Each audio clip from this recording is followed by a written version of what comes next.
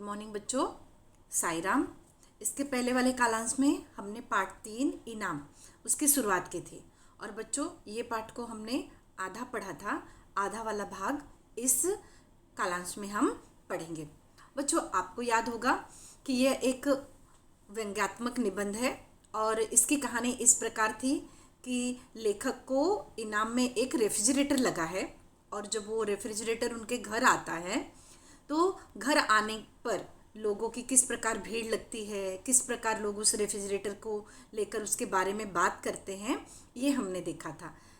एक दिन पूरा गुजर जाता है लेखक का और वो बहुत परेशान होता है उस दिन, क्योंकि लोग अलग अलग प्रकार की बातें कहते हैं। कोई कहता है कि लेखक ने खुद ही पहले से पैसे देकर आया था और रेफ्रिजरेटर खरीद लिया। दूसरी बात यह है कि एक व्यक्ति कहते हैं कि शायद किसी देवी देवता को मान्यता मानी होगी, मन्नत की होगी, इसलिए वो रेफ्रिजरेटर लग गया। या एक व्यक्ति कहता है कि इनका रिश्तेदार उसी कंपनी में काम करता था, इसलिए पहले से ही कुछ सेटिंग करके रखा होगा। तो इस प्रकार लेखक उस दिन बहुत परेशान होते हैं। अब दूसरे दिन क्या होता है वो हम देखते हैं। बच्चों हमने यहाँ तक पढ़ा था कि शांति बुआ आ जाती है। याद आया आपको? बच्चों को इन झगड़ों से क्या, वे हंस हंस कर अपना रेफ्रिजरेटर सबको दिखा रहे थे। हेमंत बोतलों से पानी पिला रहा था, अमिता खाली बोतलें भरकर लगा रही थी। खैर राम राम करके उस दिन के टंटे से तो पीछा छूटा, लेकिन आगे क्या आने वाले था उसका हमें आभास भी न था। मतलब बच्चे तो खुश थे, उनके घर में फ्रिज आ गई, क्योंकि इसमें दिखा गया था बच्चे पहले से ही बहुत एक्साइट थे कि फ्रिज आएगा तो वो क्या करेंगे, आइसक्रीम जमाएंगे, बर्फ़ के क्यूब चूसेंगे। और बच्चे बहुत खुश थे, बोतलों में पानी भर रहे थे, लोगों को पिला रहे थे। खैर उस दिन का तो दिन गुजर गया। अब आता है दूसरा दिन। दूसरे दिन क्या होता है? शांति बुआ ने शुरुआत की। उनके हाथ में ढका कटोरा था। आवाज़ लगाती चली आई, ओ बहू कहाँ है, जरा इधर तो सुन। अब बच्चों मैंने इसके पहले वाले कालांश में भी बताया था कि लोगों के घरों में फ्रिज नहीं रहा करते थे, किसी किसी के घर में रहा करते थे। तो लोग क्या करते थे कि जैसे ठंडा पानी पीना हुआ तो चले जाते थे, भाई मेरी एक बोतल रख देते हो, मुझे ठंडा पानी पीने की ज़रूरत पड़ती है, मुझे बहुत ज़रूरत है। तो ले लेते हैं, फिर अपना कुछ सामान रखाते हैं दूसरे के फ्रिज में कि भाई मेरा ये सामान ख़राब ना हो जाए, इसे रख लो, आपके पास फ्रिज है। अब भाई पड़ोसी हैं तो वो काम करना पड़ता ही है। तो इस प्रकार शांति बुआ आई। क्या लेके आई? उनके हाथ में कुछ तो था। और आगे क्या होता है? कल के भंभड़ से आज की शांति बड़ी प्यारी लग रही थी, इसलिए हम दोनों का मूड ठीक था। कल बहुत भीड़ थी तो आज थोड़ा शांति भरा वातावरण था, तो इनका मूड ठीक था। पत्नी ने बड़े स्वागत से उन्हें बिठाया। बैठिए बुआ जी बैठिए, आज जरा बोतल से पानी भेजना। अजी जरा बोतल से पानी भेजना। भाई फ्रिज आया है तो थोड़ा सा तो दिखाना है, भाई हमारे पास फ्रिज है। तो कहती है अरे बोतल का पानी मतलब ठंडा पानी, बोतल का पानी मतलब ठंडा पानी।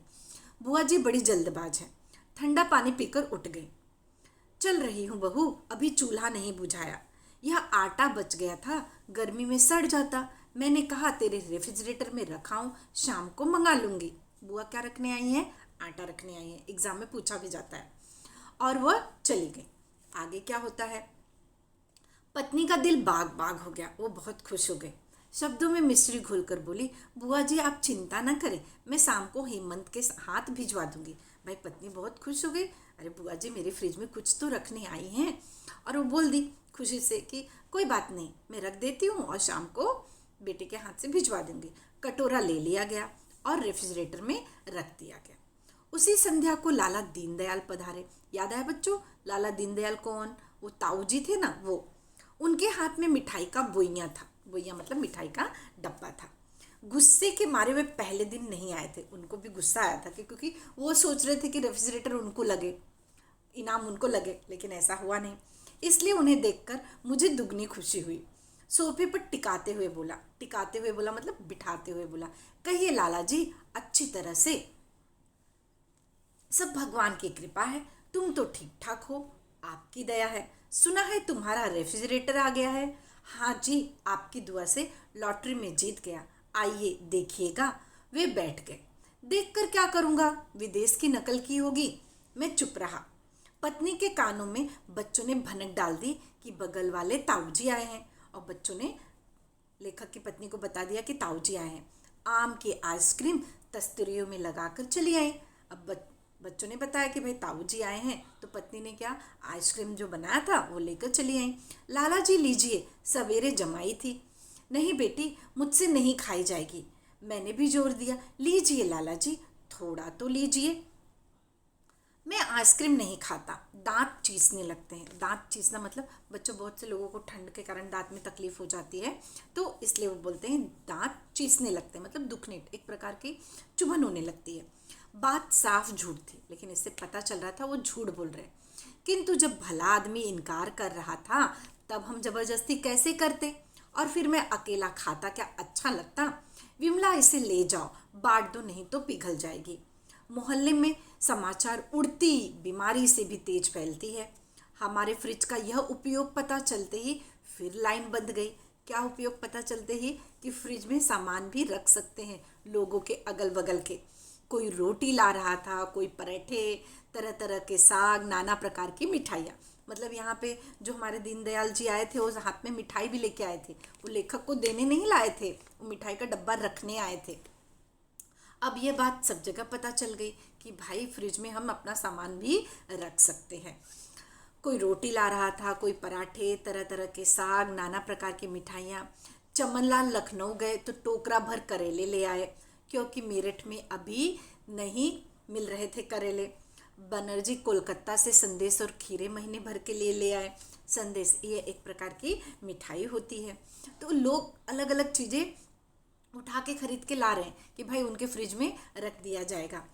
आगे क्या होता है, रेफ्रिजरेटर में हमें अपनी चीज़ों के लिए जगह न के बराबर मिलती थी। इसकी कोई चिंता नहीं। दुख तो इस बात का था कि हमारे घर की प्राइवेसी छिन गई थी। नहाना खाना भी हराम हो गया था। बड़े परेशान, करे तो क्या करे समझ में नहीं आता। जी करता था किसी को रेफ्रिजरेटर दे दूं और फिर उसकी मुसीबत देखकर ताली पीट पीट कर नाचूं, किंतु उसमें लोगों की अमानत जो पड़ी थी।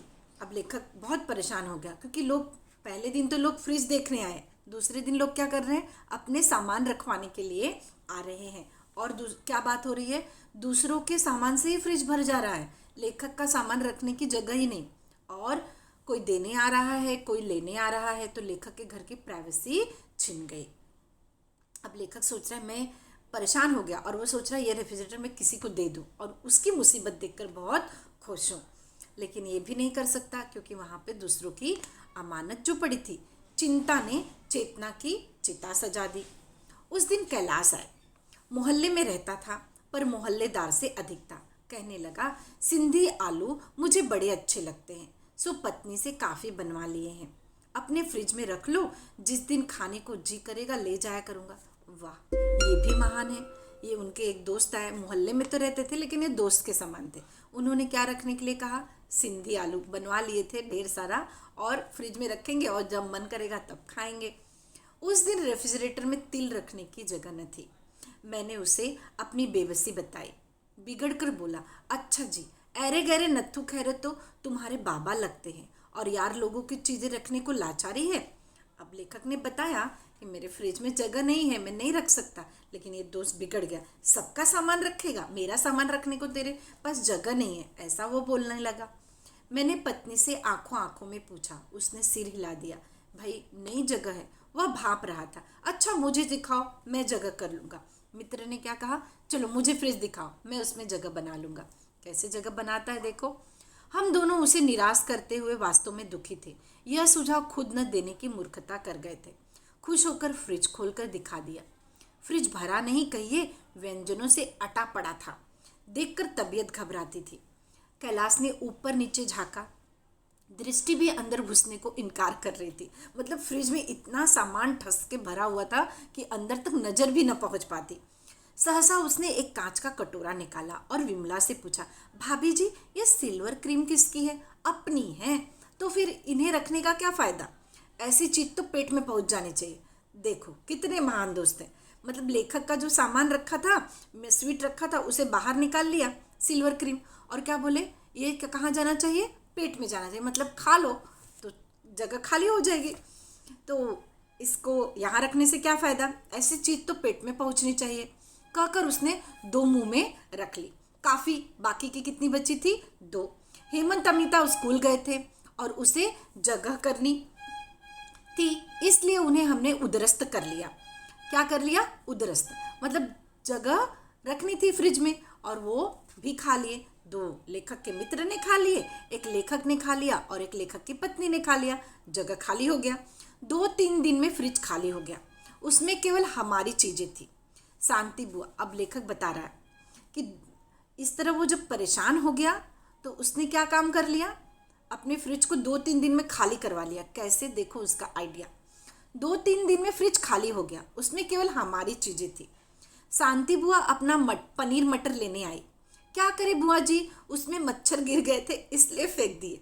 लेखक ने एक युक्ति लगाई कि किस प्रकार मैं केवल अपना ही सामान रखूं, लोगों का सामान न रख पाऊं। वह बेचारा परेशान हो गया था लोगों के सामान को रख रख कर। किस प्रकार, शांति बुआ ने पनीर मटर रखा था। आटा जो था वो पहले तो ले गई, लेकिन बाद में उन्होंने क्या रखा, पनीर मटर। तो लेखक ने क्या बताया, जब बुआ जी लेने आई तो लेखक ने क्या बताया, उसमें मच्छर गिर गया था इसलिए मैंने उसे फेंक दिया। रामानुज ने मिठाई मांगी तो माफ़ी मांगने लगा। जो रामानुज नाम के व्यक्ति थे उन्होंने मिठाई रखी थी। चाचा जी, बड़ा शर्मिंदा हूँ, कल 3-4 मित्र आ गए थे, बाजार जाने का मौका न मिला, आपकी मिठाई से काम चला लिया। लेखक ने यहाँ क्या बताया, ये रामानुज नाम के जो व्यक्ति थे वो मिठाई रखे थे और जब मिठाई रखने आए थे तो लेखक को क्या कहा था मालूम है, क्या हुआ, मिठाई रख लो, तुम खाओ चाहे मैं खाऊं, समान ही हुआ। आगे लेखक बताते हैं। लेखक यहाँ पे बता रहे हैं कि चाचा जी सॉरी, गलती हो गई, आपकी मिठाई न देने के लिए मैं शर्मिंदा हूँ। मेरे 2-4 मित्र आ गए थे और मुझे बाजार जाने का मौका नहीं मिला, इसलिए आपकी मिठाई मैंने उनको खिला दी। फिर मैं आपसे और अपने से कोई भेद नहीं मानता, ये शब्द उन्हीं के थे जब वे मिठाई रखने आए थे। जब वे मिठाई रखने आए थे तो उन्होंने लेखक से ऐसे कहा था, कहा होगा तभी तो लेखक कह रहे हैं कि भाई चाहे तुम्हारा हो चाहे मेरा हो, मिठाई है खा लेना, क्या फ़र्क पड़ता है, चाहे तुम खाओ चाहे मैं खाए। तो लेखक ने यहाँ बराबर बता दिया कि मेरे मित्र आए थे, मैंने वो मिठाई खिला दी, ये तो आपने ही कहा था। आगे, साग लेने चक्रवर्ती आए तो लाचारी दिखाई। भाई तुम्हें भी तो पता है कल कैसी धुआंधार बारिश थी। पत्नी बोली, जब घर में साग रखा है तब भीगने से क्या फायदा, जैसा उन्होंने खाया वैसा हमने खाया। अब यहाँ पर क्या हुआ, यहाँ पर जो चक्रवर्ती जी थी वो क्या रखने आए थे, साग रखने आए थे। और जब वो साग लेने आए तो क्या बताया इन्होंने, कल बहुत बारिश हो रही थी, कौन बाहर भीगने जाता साग लेने, मतलब ग्रीन लीफी वेजिटेबल। तो हमने वो साग बनाकर खा लिया, जैसे आपने खाया वैसे मैंने खाया, क्या फ़र्क पड़ता है। रमा पराठे को पूछ रही थी। रमा नाम की जो महिला थी वो पराठे रखने आई थी, वो अपने पराठे को पूछ रही थी। विमला ने उत्तर दिया, सवेरे ही सवेरे एक साधु आ गए थे, बड़े पहुँचे हुए साधु थे, खाली हाथ कैसे जाने देती, घर में कुछ तैयार नहीं था, तुम्हारे पराठे उठाकर दे दिए। लेखक की युक्ति काम आ गई। जैसे जैसे लोगों ने अपने अपने सामान रखे थे, लेखक ने किस तरह लोगों को, अगर लेखक डायरेक्ट कहता मैं तुम्हारे सामान नहीं रखूंगा, अगल बगल वालों को बुरा लग जाता ना। यहाँ पे लेखक ने एक युक्ति निकाली और वो जो इस प्रकार थी। अब रमा के पराठों का क्या होता है, देखो रमा के पराठे एक व्यक्ति आए थे, साधु व्यक्ति। विमला बता रही है कि मैंने उन्हें दे दिए, खाली हाथ कैसे भेजती। अब रमा ने शंका उपस्थित की। रमा को डाउट हुआ, किंतु तुम तो साधु संतों में विश्वास नहीं करती ना, तो तुमने कैसे दे दिए। तो क्या कहते, विमला ने बात बनाई, वह फिर सारे मोहल्लों को तंग करता, मैंने पराठे तुम्हारी ओर से ही दे दिए।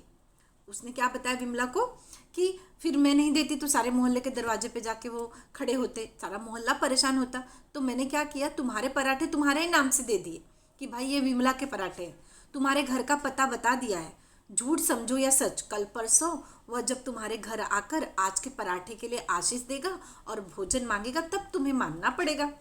यहाँ पर एक बात अच्छी तरीके से विमला को बता दी।